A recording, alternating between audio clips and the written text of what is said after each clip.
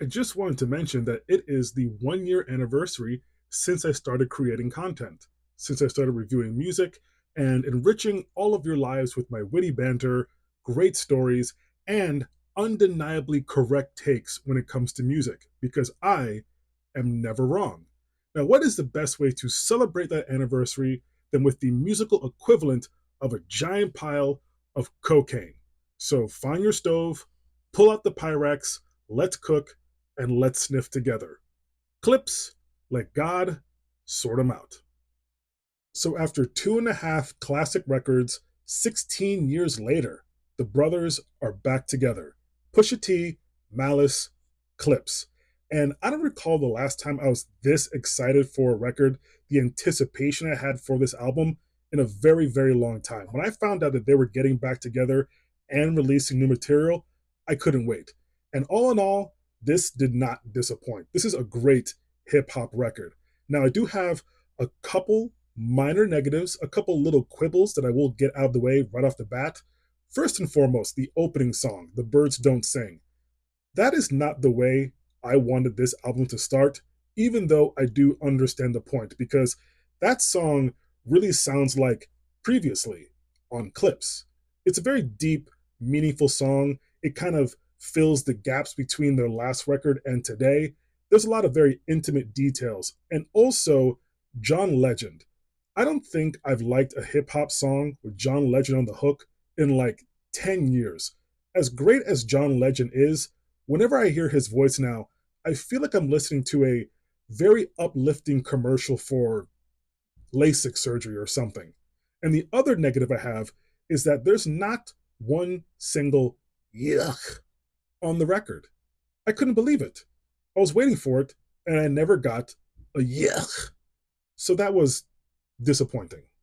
Now, one of the many great things about this album is that this really reminds me of the whole idea of having an album and handling it with care. Pharrell took this record and built it from the ground up. This was specifically curated and designed for Pusha T and Malice to rap on. Because when you compare Pharrell with someone like Metro Boomin, for example, and this is no slight to Metro Boomin, he's made tons of great music, has tons of hits, but to me, when an MC wants to work with someone like that, it's kind of like, here is my treasure trove of beats. Which ones do you want? Where this record, this is specifically designed for Clips to rap on. This is like hip hop art. Honestly, with trap music and trap production dominating hip hop for the past 20 plus years, listening to an album like this is almost alien. Now, Pusha T does his thing on this record, but I gotta show love to Malice because all of these years, Pusha T has been the one who's been active. So you would think that Pusha T was maybe the more talented of the two, and that may still be the case. But Malice, he brings it on this record. He does his thing, so I gotta show love to him. And all the guest appearances are great. Everyone brings their A game to this record. Kendrick has arguably the best verse of the year on Chains and Whips. Tyler absolutely bodies POV. He's great on that song. Nas, he does his thing. And I also have to mention Ab Liva.